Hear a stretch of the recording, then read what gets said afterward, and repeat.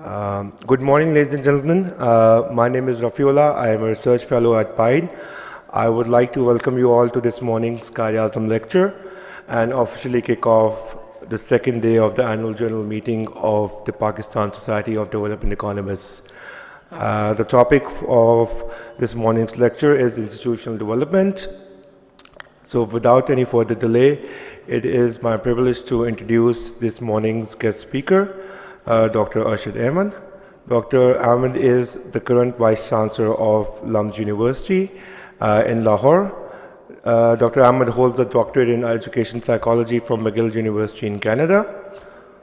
After completing his doctoral studies, Dr. Ahmad was appointed Professor of Finance at the DeGroote School of Business at McMaster University after a long career at Concordia University in Montreal.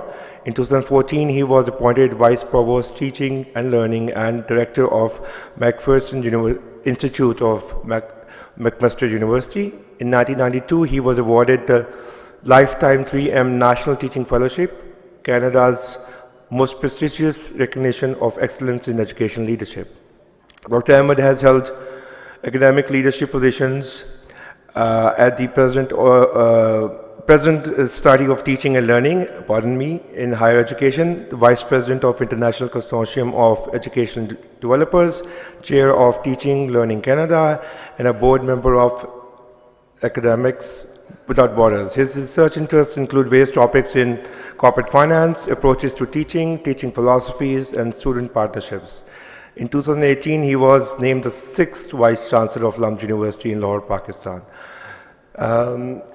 Also, this session would be chaired by Director of Institute of Management Sciences, Dr. Mohammad Mohsin Khan, to whom I would now like to hand over the proceedings.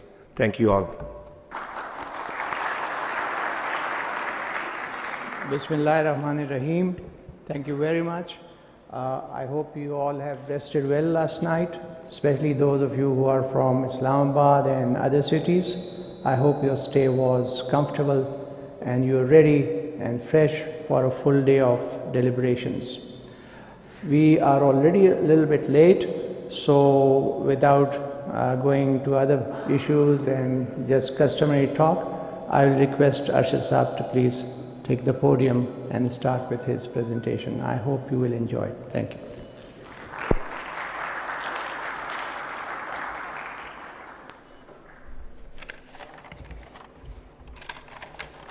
Assalamu alaikum everyone. पहले तो मैं बहुत शुक्रिया अदा करता हूँ नदीम साहब को, who kindly invited me, Mohsin Saab, the organizers here. What a terrific conference. I had the pleasure to attend your sessions yesterday, and I have to tell you that the whole theme about opportunities to excel had a very clear focus, and the focus is about the next generation, about youth, and about the opportunities that are waiting for you. And we have so many chances during this conference to explore what those opportunities might be and how you are going to take advantage of them, not only for yourself, but also for the communities that you serve, for the people you care about, and of course the institution that you are in right now. I also want to say that the theme itself of this conference is something that attracted me to accept Nadeem Saab's kind invitation, because to tell you the truth, this is what we do. This is how we get up every morning, and this is what drives us, and this is what persuades us to bring other colleagues to join us in building Pakistan. I also think that we have to consider, when we think about opportunities, what are the underlying questions that we are trying to answer. So I begin by first of all applauding all of you to participate in this wonderful conference, which I'll say is a very big tent in which so many different people can gather with so many different perspectives and expertise. But particularly to Dr. Nadeem, who has set the stage for us. You know, Nadeem Saab has been engaging a very wide audience long before this conference began, and as I was mentioning to some of my colleagues that I actually counted since January, he has hosted over 130 webinars, which has got to be a record. Now, if you look at the topics that he speaks to and engages other people with, it's not just about economics, although that is a theme that connects many of the other topics that he chooses to have discussions on, and you can pick any topic you wish. It can be on the environment, it can be on social issues, it can be on governance, it can be on politics, the arts, and the list goes on and on. And I think there is a particular wisdom in this approach, and that wisdom has to do with bringing people who have very different views about the same issues. They bring different perspectives, and he's not only a connector, but he also speaks about something I think we all must do in our institutions. And I want to begin my talk specifically about that. Now, if we are going to spend all of our time talking about problems and challenges, I think we're going to forget that the bigger discussion should be about the theme of the conference, which is the flip side of challenges, and that is opportunity.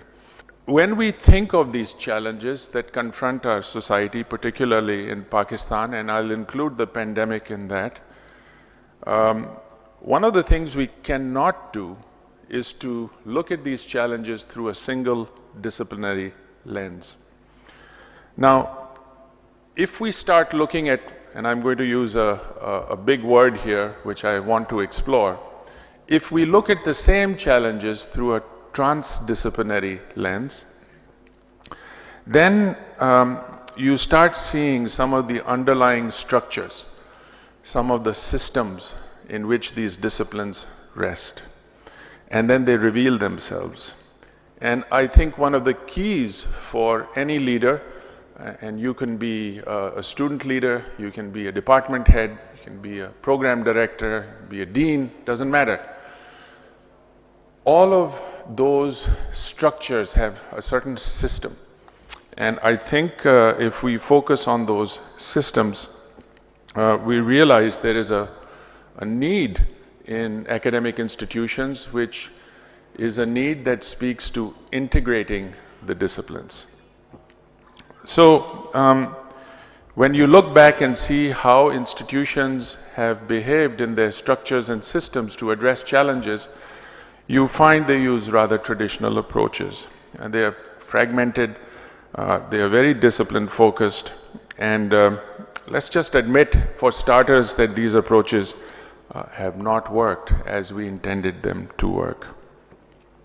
Now, challenges. You know, we talk about wealth, we talk about social prosperity, usko flip kar dein, inequity, and in particular, the role of gender and females is particularly horrifying in Pakistan.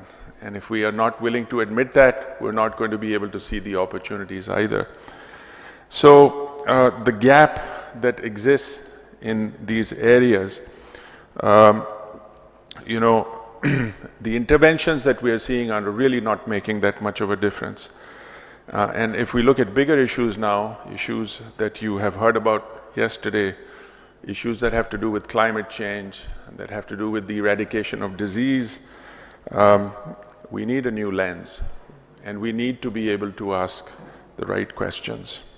So when I look at my own experience at LUMS, this is my 4th year at LUMS, it's very easy for all of us to realize that we need these transdisciplinary ways, or call them holistic approaches, which you know, provide a framework for a very high level of interaction. So let me show you some of the jargon that is used often, and we confuse it because it really is, if you think about it as a spectrum, you know, you can talk about multidisciplinary, interdisciplinary, and transdisciplinary. Now, when you look at multidisciplinary, this is typically what, you know, Nadeem Saab does. He brings together people with different expertise, an economist, maybe with a humanist, maybe with a psychologist or an artist, and they have a discussion. And they bring their views, and people try and learn from those views.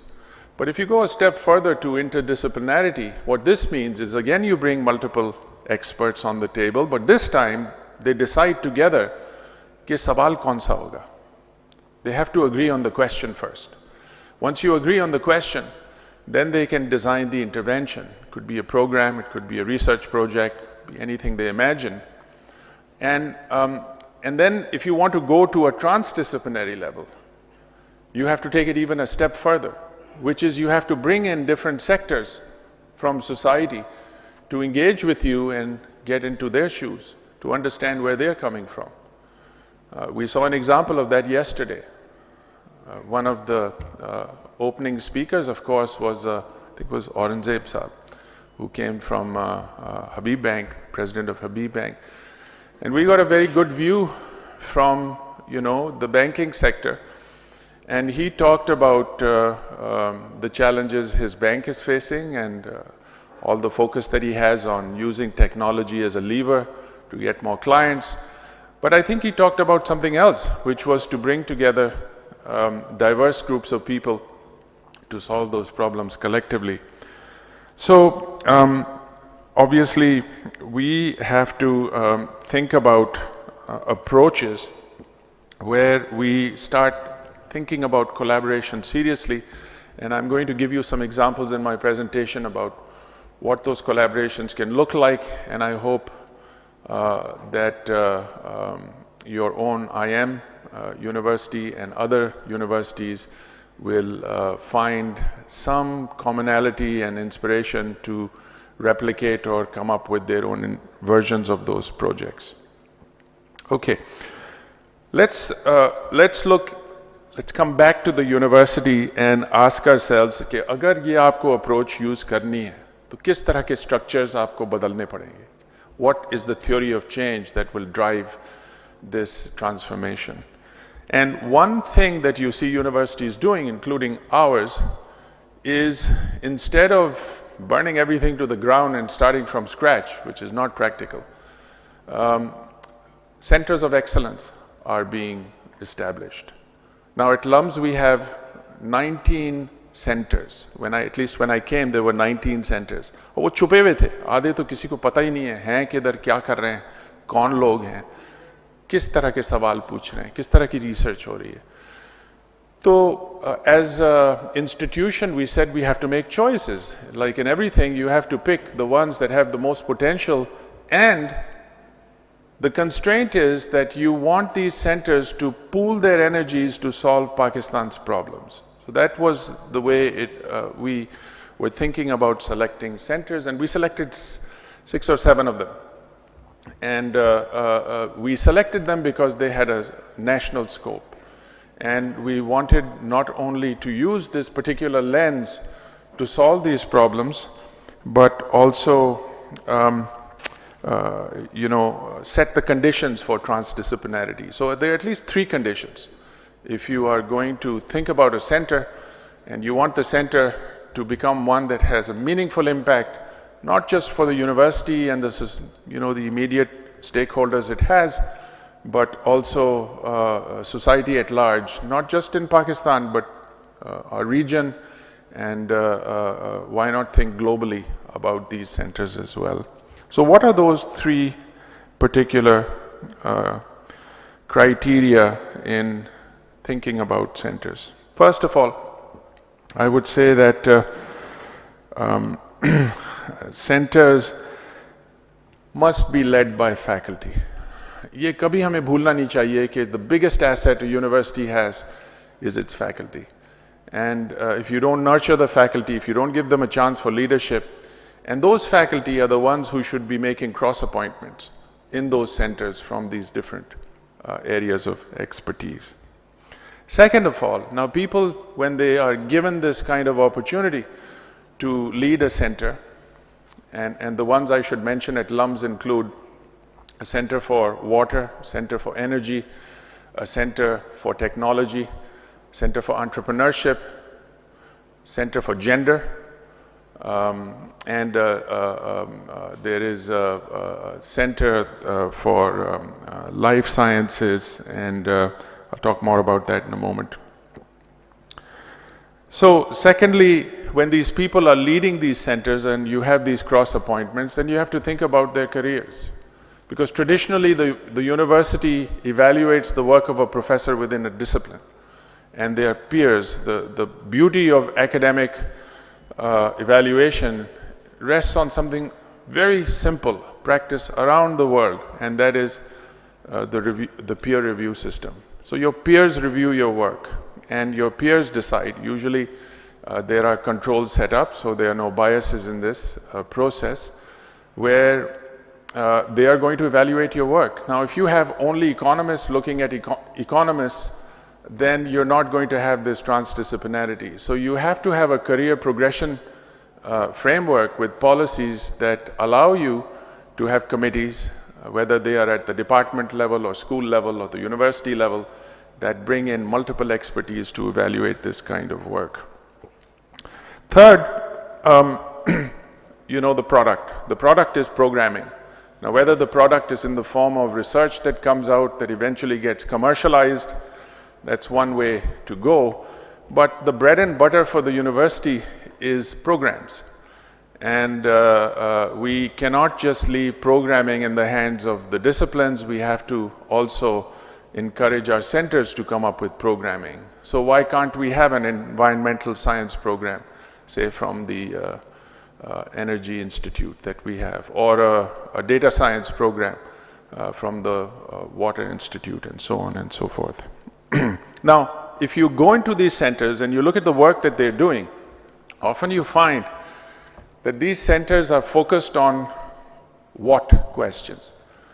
What is the question that we are going to answer? What are the choices that we are going to make? So, is tarah, the what questions reveal the kind of work they do. And yesterday you heard from the president of Habib Bank saying, really what's important is not the what questions, but the how questions. And yes, he's right. We have to think about how, because if you are not able to implement your programs and your interventions, then it's all talk. So I would like to explore another question, which I think is just as important, and that would reveal most of the time the orientation of the intervention. And this is a question about why. आप ये क्यों कर रहे हैं? आपका मकसद क्या है? क्या अचीव करना चाह रहे हैं? और अगर आप इस तरह के सवाल पूछें तो फिर लोग बताते हैं कि वो किस तरह सोच रहे हैं. And usually their thinking is tied in some kind of a philosophy, some kind of an orientation, some kind of a framework that you can say, okay, this is where the person is coming from. And then when you have transdisciplinarity, you have many of these frameworks. So they have to find, this is a means towards an end. It's not a destination. So you're all sort of trying to figure out कि philosophy क्या है इसके पीछे, because they will then basically reveal the interventions. Now let's take this particular group of experts that have gathered for this conference, PIDE, and there are many more organizations involved. So what are the frameworks they are building on? And I can answer that at least partly because one of our centers, which is the Mehboob Haq Policy Center, mostly focused on developmental issues, and a lot of economists who are leading that center, including Ali Chima, which you know, a colleague who has attended a lot of your conferences. When you ask them कि आप किन लोगों पे जोर, what is your focus on? And obviously they will cite to you, and I won't be the first one to repeat this, the work of Amartya Sen and Mehboob Haq and Eleanor Ostrom. They expanded the lens of economics. They included a lot of philosophical and other anthropological notions of human development. And this is not that long ago. It's only 30 years ago. that their original framework, it guided us in the work of our center, and I'm sure it has a huge impact on the work that is done in PIDE and in other think tanks. I particularly find this notion of looking, unka focus jo tha, it was to look at the richness of human life and human capability, and that defined development as a means rather than an end. And I must tell you that I'm a strong proponent and an advocate for approaches that speak to our strengths. So, agar aap koi bhi discussion kare, start with a position of strength rather than starting at a position of weakness. Far too often we are just thinking about problems. So when we start with a problem space, you're going to be stuck in a problem space. But if you start at a position of strength, say कि कोई तो चीज़ होगी जो सही चल रही है, तो वो पहले identify करें. So this is in fact a framework that is often used called the Appreciative Inquiry Framework. Start with your strengths, identify your challenges, and then look at the gaps and see how you can iterate for developmental purposes. So when I think about strengths, I ask myself, what is the root strength of a university like LUMS, and there are many universities like LUMS. उनकी दो तीन चीज़ें क्या हैं जो over time जगह पर हैं और उस पे people draw strength from. And I would say it has to do with at least three things. It has to do with merit, has to do with integrity, and of course it has to do with compassion, to look after other people, to think about others. And that makes you resilient. So at least those three things. I want to talk about a particular study that was done, authored by the previous Vice Chancellor at LUMS and Faisal Bari, another very prominent economist who you know. So let me show you some of that stuff here. A human development approach to youth. You may have read this particular study. This report covers 81 areas where data was collected from cross-sampling of survey, focus groups, multimedia formats, and of course it's been widely referenced for youth policies.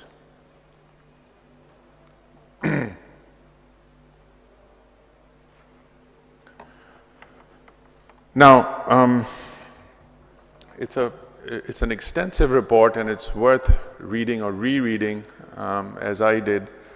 And I found it fascinating in terms of identifying not only challenges but also strengths. Take a look at this slide here. Okay, the heading says, significant portion of our young dropouts aspire for a second chance in education.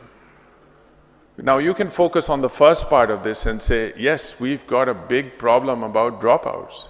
And I'm sure Mehboob Saab is going to talk about that a little bit in terms of, he's on the front lines of working with people and young people who are not having access to education. I don't know the exact number, but it's got to be more than 20 million young people who simply drop out or don't have access and they're out of school. Now, the part that interests me is that they aspire for a second chance to education. That's a big plus. Or take a look at this slide. People who have access and people who do not have access to parks, libraries, live music, sports, cinema, or any of these.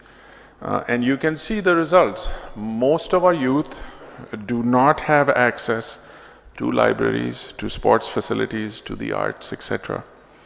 So that might convince you to say, well, Pakistani youth are hopelessly behind. Unko chhod dein. Koi wo hi nahi hai, hope hi nahi hai. But अगर आप उनसे बात करें, उनको chance दें और समझाने की कि क्यों ये इस what else are they saying, you get a different sort of a picture.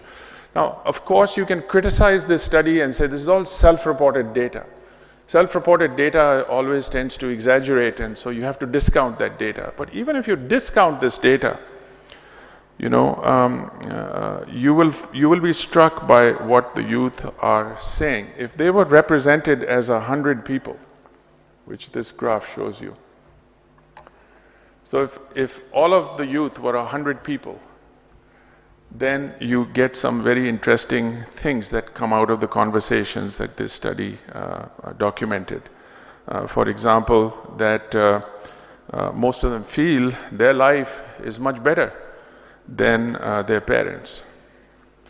A lot of them feel happy. This might be a surprise to some of you, but this is what the study reveals. A lot of them, majority of them feel safe or safer than their parents. And, you know, a lot of them say they voted in elections. So if you work with this data, you don't see the same kind of stereotyping you do about our youth. In fact, yesterday, as you heard repeatedly, you know, some important questions were being asked in a slightly provocative, but I would say loving manner. And Nadeem Saab did this very well. You know, he asked some important questions like, "Aap log kitabein padhte hain? How many of you read? How many of you actually work?" When he gave examples of other youth in other countries who do read and who do work. So this is not to blame you, I think. This is not to shame you. This is to get you to think about things that matter. And I would say that if there are 3 lessons I learned from yesterday, and I hope you reflected on yesterday, it was just a wonderful way to start a conference where just everything was so open-ended. Such a good energy in this room.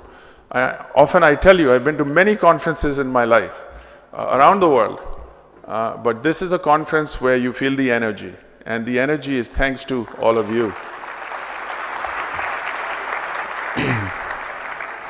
देखें, मैं अगर आपको 2-3 चीज़ें बोल दूं, and this is unsolicited, I know, but I have the podium, so I can say this.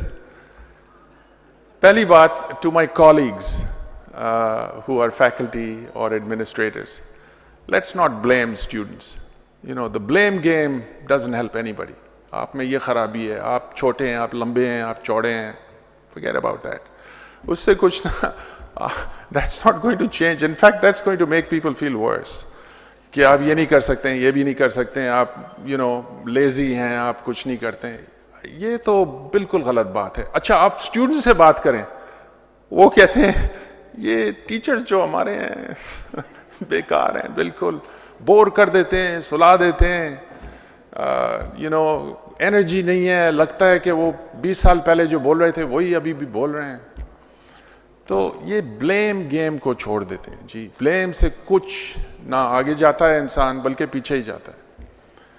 The second thing I learned about yesterday is that we have to, if you want a true partnership between students, you have to think about respect, and you have to think about reciprocity. Partnerships are based on reciprocity. आप अगर student को 1 ounce respect दें, वो आपको 10 kilo वापस देंगे respect. अगर आप उनको इज्जत दें, वो आपको इज्जत देंगे. अगर आप उनका ख्याल करें, वो आपका ख्याल करेंगे. आपको सिर्फ इतना करना है, वो आपको इतना वापस देंगे. तो ये तो मोटी बातें हैं जो हम we take for granted, but we don't act on it. And this is what really makes and builds institutions. It's respect, it's not blaming others, it's having a regard that all of us have been born with gifts. हम सबको तोहफे मिले गए. आप खुद सोचें, बचपने में, how many people here have kids? बच्चे, children. Okay, so you know what I'm talking about. If you have a child, you will learn that when the child comes to being, they are constantly asking questions. You can't stop a kid from asking questions. अब एक बहुत मजे की study हुई थी. I'll give you the exact citation some other time, मैं भूल रहा हूँ. लेकिन बहुत मजे की स्टडी ये हुई थी कि किंडरगार्टन स्टूडेंट्स को उन्होंने they gave them paper clips. And they said, now imagine, what can you do with these paper clips? तो उन्होंने बहुत सारी चीज़ें reassemble करके ये बना सकते हैं. They imagined this, they imagined that. So they had this kind of an index for creativity. And, they found that over 90% of those kids in kindergarten would be considered as highly intelligent human beings driven by curiosity. Now they did this longitudinal study with the same students when they were in grade 6, when they were metric or they were about to graduate, and guess what they found? What do you think happened to that creativity index? Did it go up or did it go down? It went horribly down. So there's something in our schooling systems that's killing creativity amongst our youth. And by the time they come to university, तोबा तोबा, कोई सवाल नहीं पूछता है, बल्कि हमको तो यहाँ पर जादू करना पड़ता है कि हम acrobatics करें स्टेज पे या इस तरह की चीज़ें engage करें. Active learning is the buzzword these days. क्यों वो बस सो रहे हैं? नहीं वो they are too busy looking at their phones. Well, the reason they're looking at their phones is probably because you are boring. Sorry.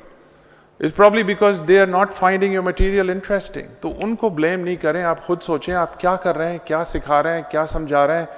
आपका जो तजर्बा है सालों का, make it interesting and relevant for them.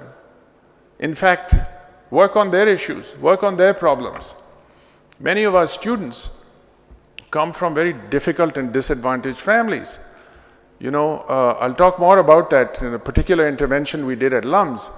But this is true across the country. You don't have to go to a particular area in a village in northern Pakistan or to the deserts in Sindh to find these villages. They are everywhere. People living in 7, 8, members in the family earning 250,000 rupees a month. 6, 7, 8 लोग हैं, एक कमरा है, 2 कमरे हैं, वहाँ पर काम करते हैं, वहाँ पर खाते हैं, वहाँ पर सोते हैं, वहाँ पर हर चीज़ होती है. इधर से आ रहे हैं हमारे बच्चे, तो उनका भी सोचना है. अच्छा, I'm going off track. Now, the study talks about teachers as well. The flip side, of course, of our youth are our teachers.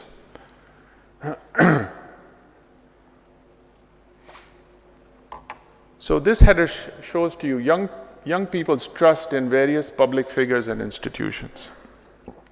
Okay, you can see that students trust their teachers more than any others, who of course have influence over them, and this of course is a very sacred trust, and it is essential. Trust is essential for any kind of development to occur at any level, anywhere. And so I want to emphasize that.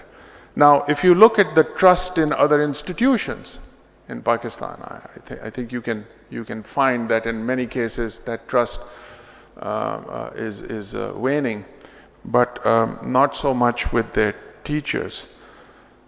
Now, you might say, well, generally Pakistani teachers don't behave like Western teachers. But then we have to understand the context of our teachers. Where are they coming from? How does society treat our teachers? And what are the interventions that we have to train them? अब बार ये जो World Bank है या USAID है या बहुत से organizations हैं, British Council है, उन लोगों ने पता नहीं कितने, how many interventions have taken place to train teachers. And as significant as the monies might be, it has not had the intended impact that we wanted those interventions to have. So why do we keep doing the same thing again and again and expect a different result? Why isn't that money given to teachers here, not to the teachers they bring with themselves who don't understand Pakistan, so that we can do the interventions, so that we can build our own capacity, and we have trained the trainers programs that build that indigenous capacity and not rely on foreign expertise. So those are some questions I raise. Overall, what I would say is that, you know, our teachers deserve more encouragement in society than any other profession that we have. Thank you, and I think this is what we must do, is we must appreciate our teachers, we must applaud our teachers, encourage them and give them everything we can so that they too can develop and have this multiplier effect. Now, there was a very significant book written by Sen in 1999, and that is a sort of a lens that I want to use to talk about an intervention at LUMS. He talked about the language of positive or substantial freedom. So when, and this is my predecessors, in fact, I was talking to Muhammad Ali Khan, who used to work at LUMS back 22 years ago, and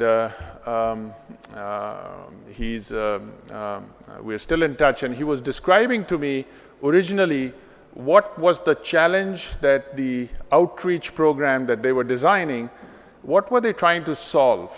And he said it was a triple challenge. There was a challenge of access. Who are you going to allow in? And this is a problem any university faces in admitting students. You know, where do you set the bar for merit? And how do you get people who are disadvantaged financially or otherwise, but are just as talented and have the merit qualifications? How do you include them? So there's the question of inclusion, the question of access, and of course there's the question of diversity, which we should celebrate on every occasion we have. So given this triple challenge, and I've described to you that most of our youth are coming from extremely difficult situations, how do you design a program? Now you might say, well, every university has a program for financial aid and for scholarships, and that's true. But how inclusive are they? How much effort do they put in to make the program meaningful and have impact? So I want to show you something about the National Outreach Program at LUMS. So we have a little mini Pakistan at LUMS, and this, you know, gives us an opportunity, ₹1 billion to support over 1,300 scholars, NOP, the National Outreach Program scholars. 850 have graduated, and many of them, if you look at their life stories, मुझे तो उस तरह की खुशी होती है कि वाकई में I made the right decision to come back to Pakistan and serve in whatever way I can.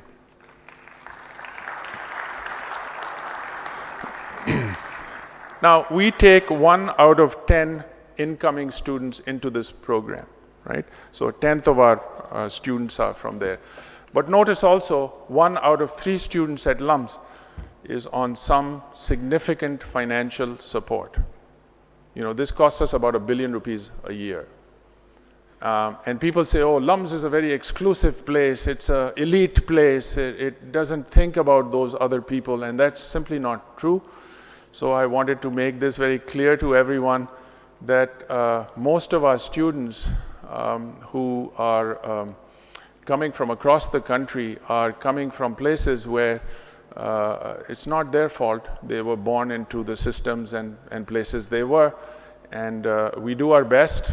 And when I say we, I mean it's not only through philanthropy and through donations, but also through working with industry to support these students, and many companies do. So I thank them also.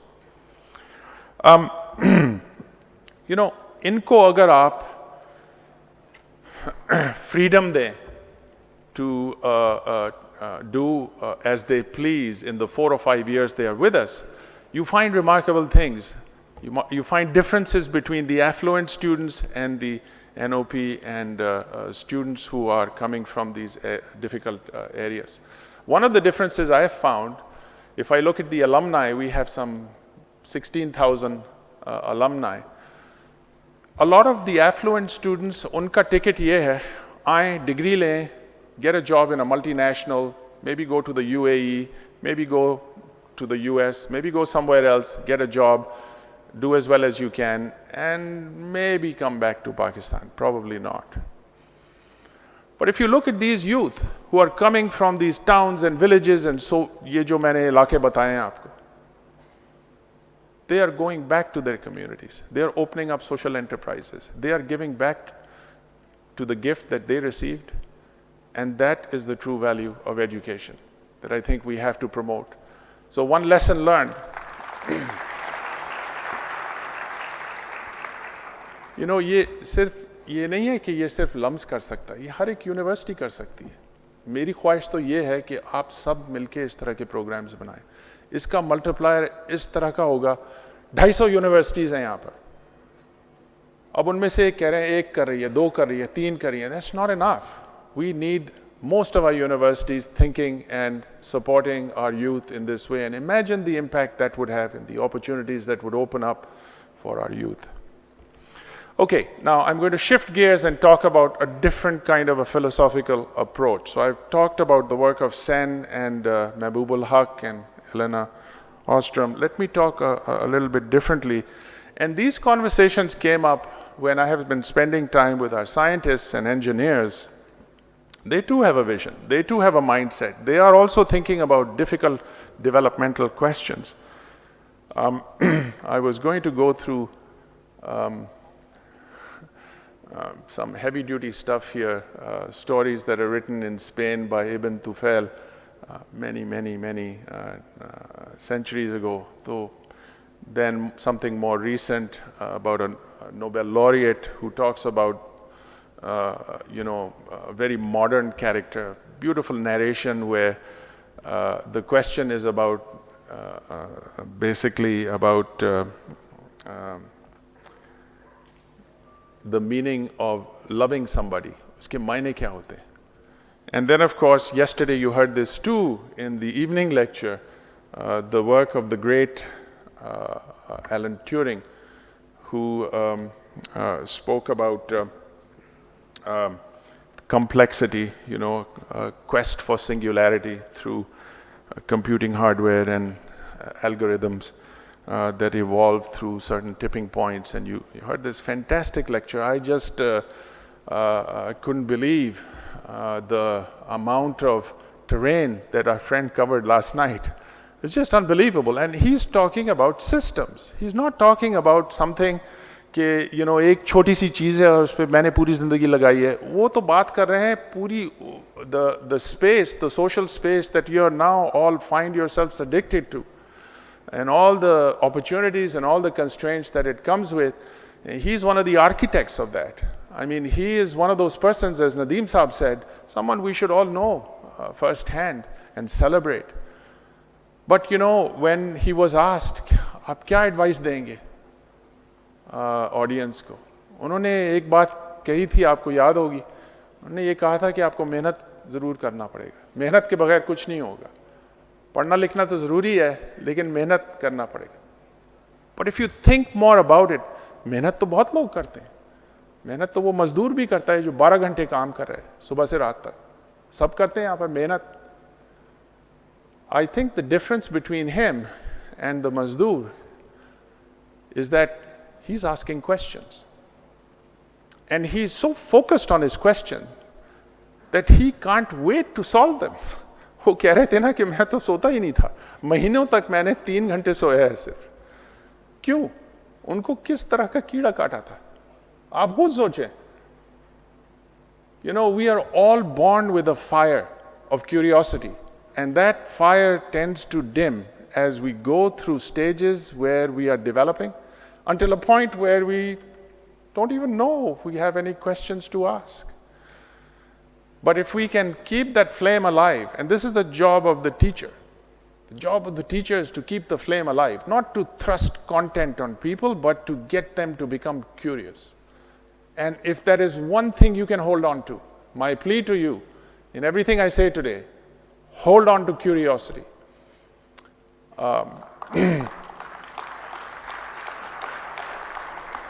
आपने नाम शायद सुना होगा सैयद बाबर अली साहब. He's 95, 96 years old. He calls me every day. इसमें आपने क्यों नहीं किया? इसका सवाल मुझे बताएं, इसके पीछे क्या है? And the man is just infinitely curious. To this day, that's all he does. He asks questions, and he asks good questions. Questions which, don't put you down, but lift you up. जब मैं higher हुआ था, मैं आपको एक personal बात बताऊं, बहुत सारे लोग बैठे थे, उन्होंने कहा कि ये देखें हमारा एजेंडा है लम्स में, ये चीज़ें करनी है, आपको ग्रेजुएट प्रोग्राम ये करना है, आपको ये यहाँ पर करना है, आपको इतने पैसे रेस करने हैं। मैं तो सोचा ये किधर आ गया हूँ मैं। Everybody wants me to do something almost impossible. And the Vice Chancellor's job is one where it's too much power given to one person. It's not the way academic institutions should function. And I was just getting some cold feet, and I said, maybe this is not the place for me, until Babar Sahib spoke. And his question was, can you please tell us, how can I help you to succeed? That's a pretty good question. Okay, I better move fast because time is running out. And so I'll skip through some of these slides here. This is the kind of work that is being done at LUMS and visions these scientists have. हमको भी ये करना है। अच्छा भाई, अगर आपको ये करना है, आप वो सैन और हक का काम पढ़ लें, वो इससे बेहतर है। So there's this index, there's the the other human capital index from the World Bank. बहुत सारी indices हैं, ठीक है, जगह पर हैं, अगर आपको इसका शौक है ज़रूर करें। लेकिन इसका एक और मैं व्यू बताता हूँ आपको। This is a meta-narrative that comes from Secreta Secretorium. This is the Latin version, also known as the Sir al-Asr, the secret book of secrets, which alludes to the translation of a letter from Aristotle to his student Alexander the Great. The translation addresses a range of topics, including ethics, politics, astrology, alchemy, medicine, and so on. So you can actually trace modern scholarship from 10th century work composed in Arabic, and as we can see, there is a broader developmental vision here captured in the metaphor of a garden where human beings are only one of the actors in the preservation and sustainability of that garden we call Mother Earth. So this is a very different perspective. It's a perspective about what is our role in using synthetic biology or genetics or all of the fusion that you see now between chemistry and biology and the sciences, where they are trying to look at the limits, and some of these were mentioned yesterday about human development and our role as human beings on this planet. Now, I want to very quickly describe another intervention which I think you'll find very useful if you're considering it, and this is like the flipped version of the National Outreach Program I was talking about. So 2 weeks ago, this is the view I had from the plane going from Lahore to Skardu. अब आपको इसमें दिखेगा एक पहाड़, which is the second highest one in the world. You see that on the top with the puff of smoke, that is K2. तो pilot साहब ने हमें कहा कि देखें, we can see K2. Look outside the window. बहुत खुश हो गया था. फिर उसने ये भी बोला कि ये भी notice करें, वो K2 पे ज़्यादा snow नहीं रही है. Snow is, we've noticed over time that these ranges are having less and less snow cover. So अगर आप जाके इस पे गौर से देखें कि हो रहा क्या है गिलगित बल्तिस्तान में, आप देखेंगे कि there are some ecological disasters waiting to happen. In fact, documented in Gilgit alone, 27 geological disasters occurred because of climate change. Entire villages were wiped out. Ice glaciers are melting. You can see that. There's no forest to stop that erosion. And so there's some serious concerns that local people have. So I was approached by the VC of Baltistan just serendipitously. मैं उनको कोई appointment नहीं था, वो एकदम से अचानक घर पे पहुंच गए, कहने लगे कि आपके साथ मुझे कोलैबोरेशन करना है. अब हमने ये सोचा कि हमारे जो बच्चे हैं जो एक बबल में रह रहे हैं फिलहाल, लम्स का बबल है, उनको निकालें, उनको स्कर्दू ले जाएं।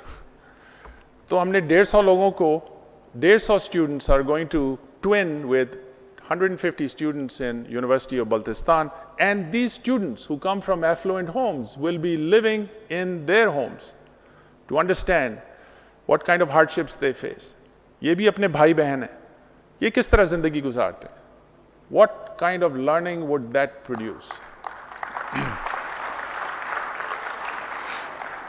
इसी तरह हमारे teachers will teach with their teachers. तो उनके 12 टीचर्स अभी आ रहे हैं अगले हफ्ते लम्स में, तो उनको एक हफ्ते के लिए we have these pedagogical interventions to design courses. So there will be 5 courses taught on green energy, on hospitality, which is a big issue for them, entrepreneurship, and also hydrology. So these are some of the areas that we are exploring for them. You know, the question for Skardu, for example, is, are we going to become another Murray, or are we going to become a better Switzerland? Ab ye aap par hai. You know, the interventions, you can just have economic progress, you can have hotels, you can have tourists, but we have to learn lessons from other countries that did that.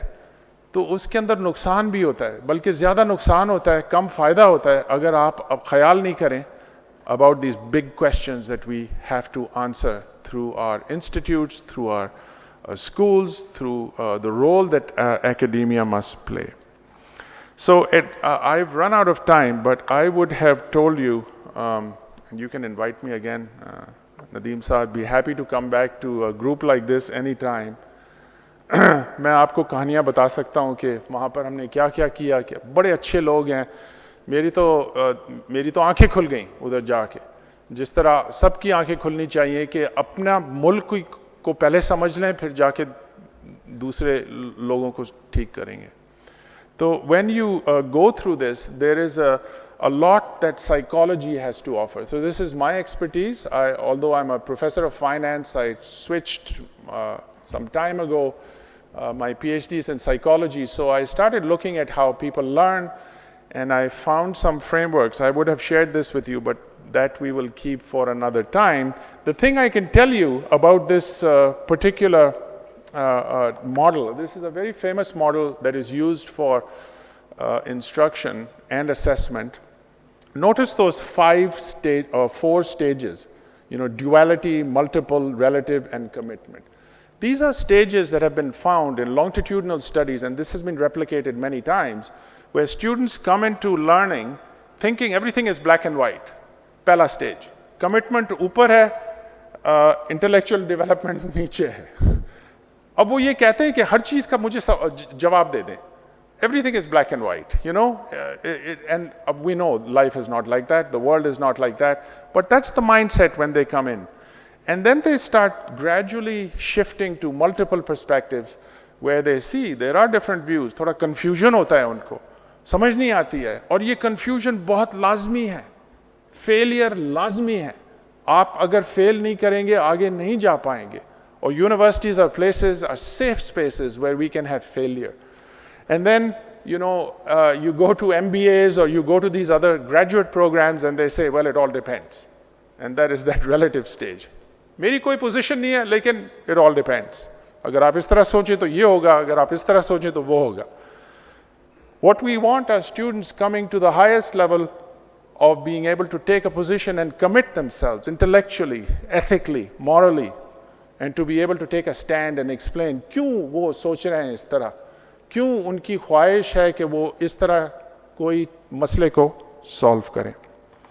Anyway, so there's lots to be said about this, and more recently, if you're interested in the work of Carol Dweck, this is an amazing contrast of what is actually happening in Pakistan and what we would like to see happen.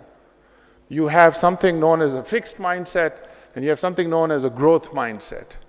You know, you either avoid challenges or you embrace them.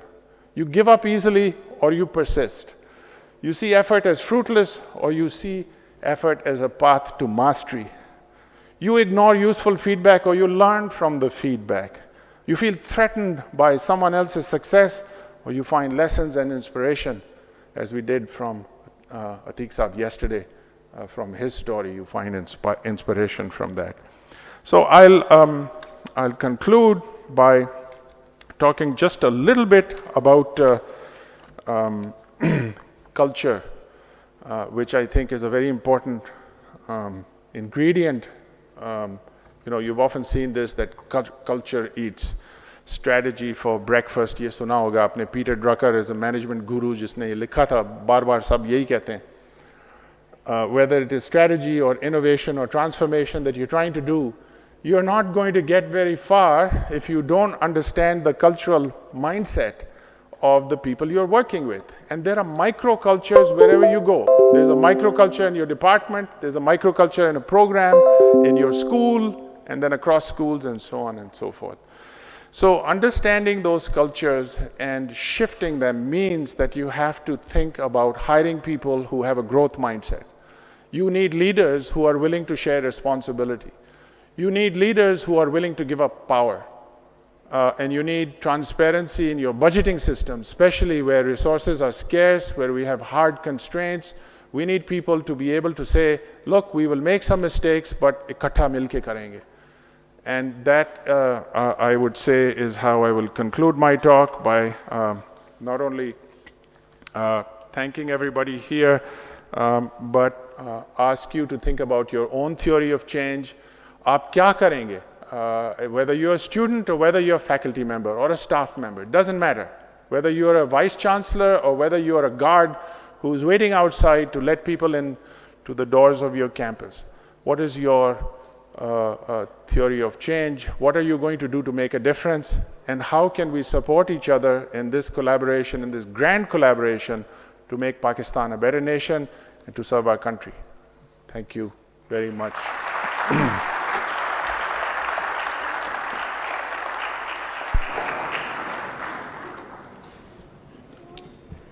Thank you very much, Dr. Arshad Saab, for a very encouraging, very interesting and a provocative lecture.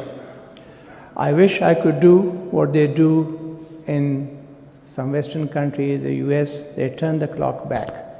I wish I could turn it back to at least 8 o'clock in the morning, because one would want to listen and listen to the, I would say, your fountain of knowledge, the way you disperse that knowledge. But I will only, due to shortage of time, because I know Dr. Nadeem Saab is taking the next session, and I wouldn't want him to get angry with me. I'll just say two things here from this. What my takeaway would be that one, leave the blame game and develop a partnership with the students. Very, very important. It should be on the basis of reciprocity, and that's what we try to do here and in many institutions. The center's idea, we follow that strictly also. It helps the students, it helps the society. In a way, we follow that triple helix model here.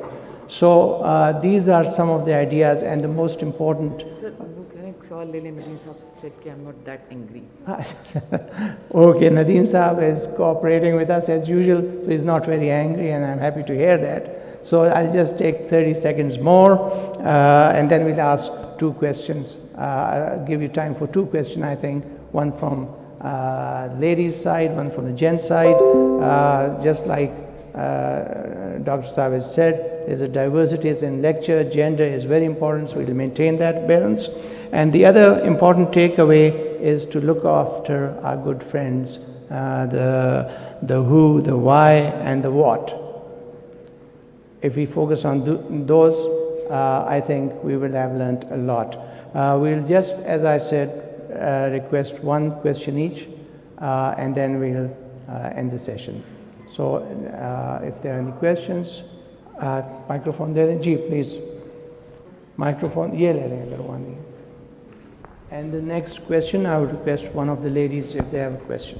Assalamu alaikum. My name is Mohammad Shahid Waid, and I'm a researcher at IBA Karachi and PhD fellow at Applied Economic Research Center. Sir बड़ी बेहतरीन बात है आपसे सुनने को मिली.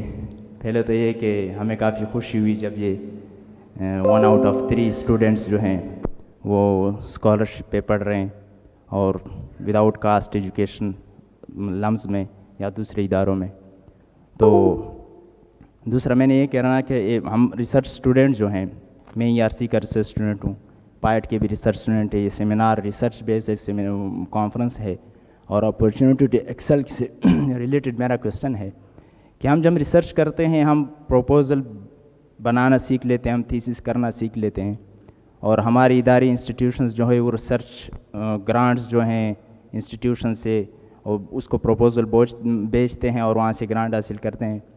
हम जो students होते हैं, रिसर्च स्टूडेंट्स, हमें ये पता नहीं चलता कि हमारा टीचर जो है वो, ये मुझे पहले पता नहीं था। मैं जब IBF जब मैंने ज्वाइन किया, वहाँ पे डॉक्टर नासिर, डॉक्टर लुबना ने मुझे बताया कि आपने HRI से रिसर्च ग्रांट लेनी है, कैसे लेनी है, उसके माइलस्टोन कैसे सेट करने हैं, उनकी फंडिंग कैसे करनी है, उसका बजट कैसे सेट करना है। तो हमारे रिसर्च स्टूडेंट्स को ये चीज़ें क्यों नहीं बताई जा रही?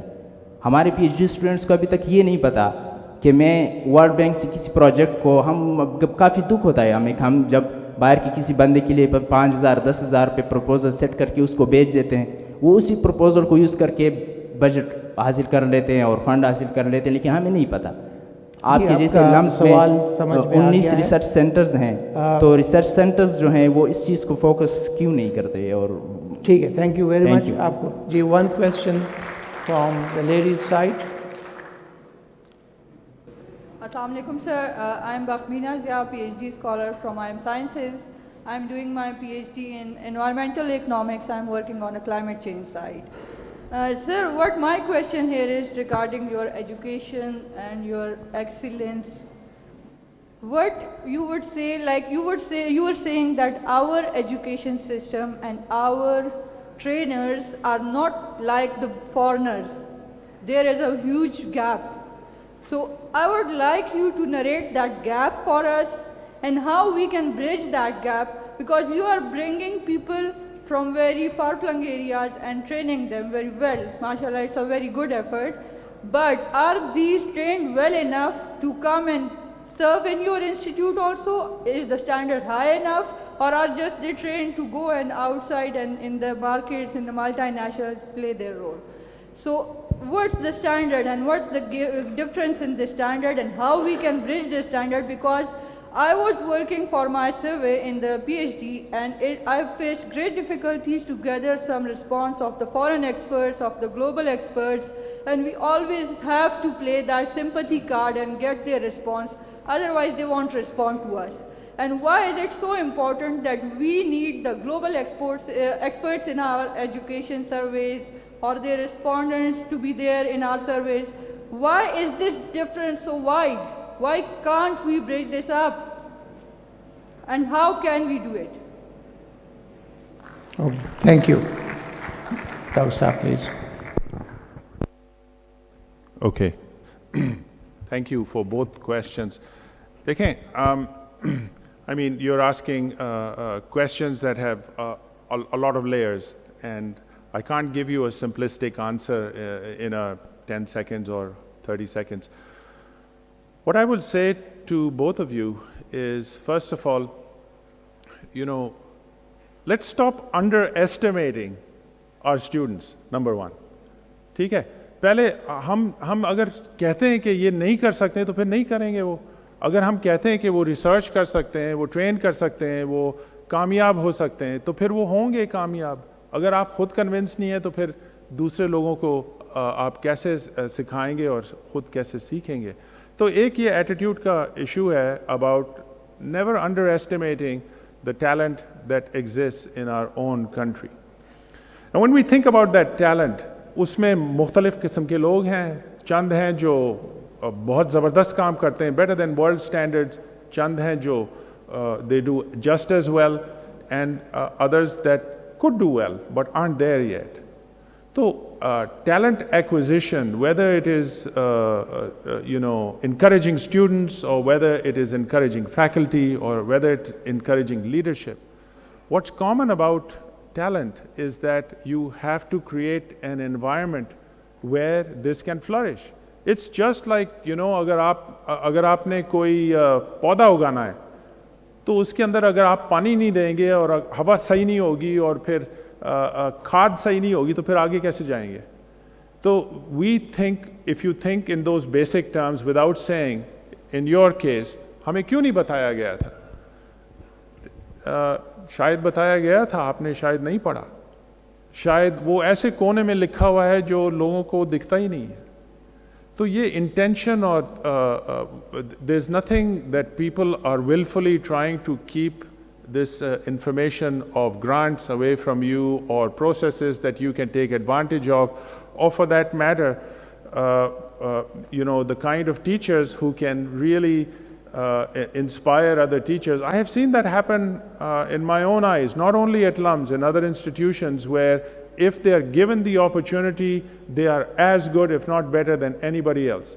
तो कल वो जो उन्होंने सवाल पूछा था, आप बताएं अतीक साहब के उधर अमेरिकन स्टूडेंट्स बेहतर हैं या पाकिस्तानी स्टूडेंट्स बेहतर हैं? देखें, ये this is a false comparison. इस तरह नहीं होती है बात। हम सब एक जैसे हैं, एक सफ़ेद है तो एक भूरा है तो एक काला है, इससे कोई फ़र्क नहीं पड़ता है। इंसान इंसान है, औरत औरत है, there is no difference. You know, हमने खुद डिस्क्रिमिनेट करना शुरू किया है ना, हमने खुद दीवारें बनाई हैं। ये दीवारें हमें तोड़नी है, because if you think about it, the thing that Pakistanis do, and if you want to talk about their advantage, they are more generous than any nation I know.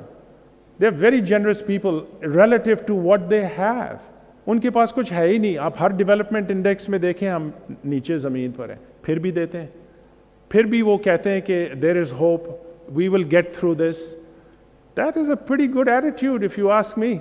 You know, it's a lot better than being focused on me, myself, and I, and tweets and I don't know, postings that really glorify yourself but do nothing for anyone else. People are just screaming for attention in social media, especially in the West. Why do we want to copy that? Why do we want to do that? Why don't we stick with what we are good at, which is generosity, which is helping each other out, which is going through very difficult times and somehow managing? Those are real qualities that you need for entrepreneurs. Those are qualities you need for a growth mindset. And it's our responsibility to make sure that every single person, whatever their talent is, it's our responsibility to bring that out. So I just see the glass not only half full, I see it brimming to the top. And I don't accept anybody telling me that Pakistanis are not as good or they can't do it. ये बिल्कुल गलत बात है। इसको mindset बदलना है हमने, और हम यहाँ से बदलेंगे, आज से बदलेंगे, आपकी कॉन्फ्रेंस से बदलेंगे, इंशाल्लाह आगे और भी बदलते जाएंगे। Thank you very much, Arshad Sahab. I think you answered both questions. So there is जो उनका सवाल था वो भी आपने कवर कर लिया. Right. So thank you very much. The house is almost full. We have a capacity of 700 seats here, and except what we left for the COVID, so that reminder, so that we know that pandemic is still there. You must take full precautions. We have a very good audience. You have you have listened to the lecture very, I would say dutifully, and I hope you've enjoyed it. So thank you very much.